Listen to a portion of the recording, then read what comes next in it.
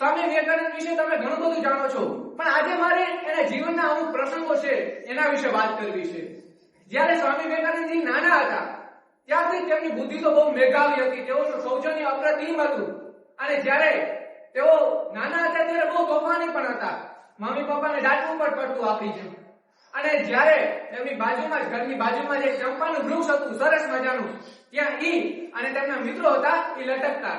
ત્યારે તેમના પિતાજી એકવાર આવી અને તેમને કીધું કે અહીં લટકતા નહીં, કારણ કે આ જે ચંપાનું વૃક્ષ છે એના ઉપર ભૂત રહે છે, જો લટકશો ને દાઢી તૂટશે તો તમારી મુંડી મરોડી નાખશે. એટલે બીજા જે ફ્રેન્ડ હતા એ ડરી ગયા, ભાગી ગયા. અને પણ સ્વામી વિવેકાનંદજી હતા તેઓ બીજા દિવસે આવ્યા અને તે ચંપાના વૃક્ષ ઉપર લટકતા હતા. ત્યારે તેમના ફ્રેન્ડે કીધું કે તમે અહીંયા શું કામ લટકો છો, આ જો દાઢી તૂટી તો આપણી મુંડી મરોડાઈ જાય.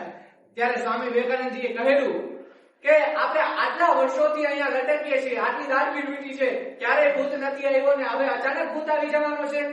એટલે બાળપણથી જ તેમની બુદ્ધિ હતી એ અપ્રતિમ હતી. એક વખત તેમના ગુરુજી રાજકૃષ્ણ પરમહંસ એમણે કીધું, બધા સ્ટુડન્ટ્સને કીધું કે કોઈ જુએ નહીં ઘરમાં એમ તમે મુઠ્ઠી ભર અનાજ છે એ ચોરીને લઈ આવજો. ત્યારે બધા વિદ્યાર્થીઓ ચોરીને લઈ આવ્યા, પણ સ્વામી વિવેકાનંદજી ન લઈ આવ્યા. કેમ ખબર છે? કારણ કે સ્વામી વિવેકાનંદજીને જ્યારે પૂછ્યું ને ત્યારે તેઓએ કહેલું કે ભલે અહીં મારા માતા પિતા નથી જોતા, કોઈ આજુબાજુ નથી જોતા, પરંતુ પરમ શક્તિ પરમ ઈશ્વર તો મને હંમેશા જુએ છે. આ હતું સ્વામી વિવેકાનંદજી. તેઓ ભણવામાં, તેઓ વાંચવામાં ખૂબ જ ઉત્સાહી હતા. લગાતાર 3 દિવસ સુધી તેઓ વાંચતા રહેતા.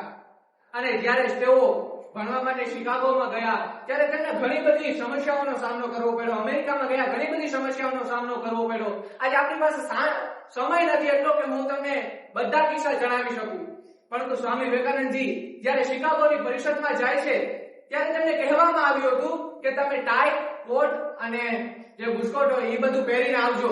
પણ સ્વામી વિવેકાનંદજી તો સાદા કપડામાં, સાધુના વેશમાં ત્યાં ગયા.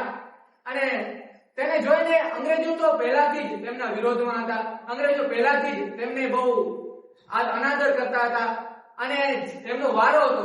બધા ત્યાં મહાનુભાવ હતા ધર્મ સમાજમાં, બધાને 10-10 મિનિટ બોલવાનું હતું. સ્વામી વિવેકાનંદજીનો સૌથી પ્રથમ વારો હતો, પરંતુ જે સંચાલક હતા એને સ્વામી વિવેકાનંદને સૌથી છેલ્લે જવા દીધું અને કહેલું કે તારે 2 જ મિનિટ બોલવાની છે. અને કારણ કે જો હવે છેલ્લે સાધુના વેશમાં રહેશે તો અંગ્રેજો તો કોઈ જોવાના જ નથી, એમને કોઈને મજા જ નથી આવવાની. પરંતુ જ્યારે તેઓ ત્યાં ધર્મ સમાજમાં ગયા ત્યારે તેઓ જ્યારે ઉભા થયા અને સ્પીચની શરૂઆત કરી, hello brothers and sisters of America, અને જે સ્પીચ આપી છે સાહેબ, જે સ્પીચ આપી છે એવી સ્પીચ આપી છે કે આખું જે અમેરિકા હતું એ સ્વામી વિવેકાનંદના જય જયકારાથી ગુંજવા લાગ્યું. જે સ્ટેડિયમ હતું એમાં પહેલા તાળીઓ વાગે, ફરી સન્નાટો થઈ જાય, તાળીઓ વાગે, શાંતિ થઈ જાય, તાળીઓ વાગે. અને 2 મિનિટની સાહેબ, 10 મિનિટની, 50 મિનિટની, પરંતુ લગાતાર 1.5 કલાક સુધી તેઓ પોતાનું ભાષણ આપ્યું. અને એ ભાષણમાં જ્યારે તેઓ ભાષણ આપીને બહાર નીકળ્યા ને ત્યારે જે આર્ટિકલ હતું ત્યારે એમાં પણ છપાયેલું હતું કે જો આપણે આવા ભારત જેવા દેશમાં આવા વિશ્વગુરુ જેવા ઋષિમુનિઓ છે, સંતો છે, સંન્યાસીઓ છે, એમાં જો આપણે ક્રિશ્ચિયન મિશનરીને મૂકીએ તો એનાથી વધારે આપણામાં કોઈ મૂર્ખતા જ નથી. એવા સ્વામી વિવેકાનંદજી હતા. જ્યારે તેઓ શિકાગોમાં પરિષદ કરવા ગયા અને તેઓને ત્યાં એક અંગ્રેજ મળ્યા.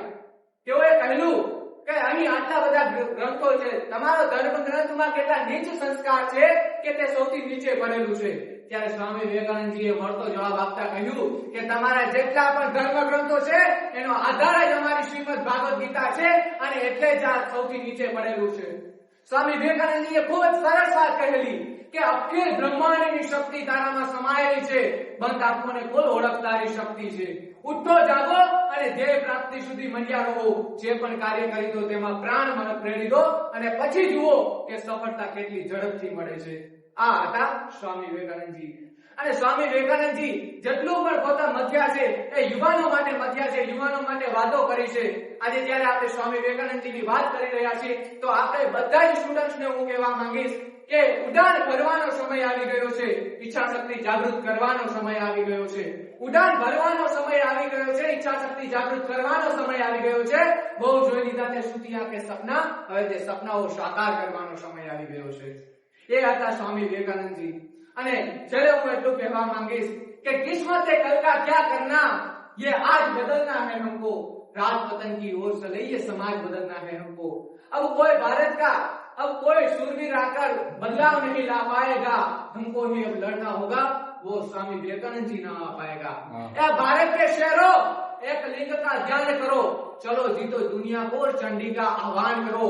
अपने तेवर की गर्मी से पानी में आग लगा दो तुम, फिर आलस प्रमाण में सोए शेरों को आज जगाओ तुम भारत को विश्व गुरु का पावन पर्चा लौटा दो, फिर देश प्रेम की भावना से वो मातृभूमि का कर्जा लौटा दो, फिर देश प्रेम की भावना से वो मातृभूमि का कर्जा लौटा दो।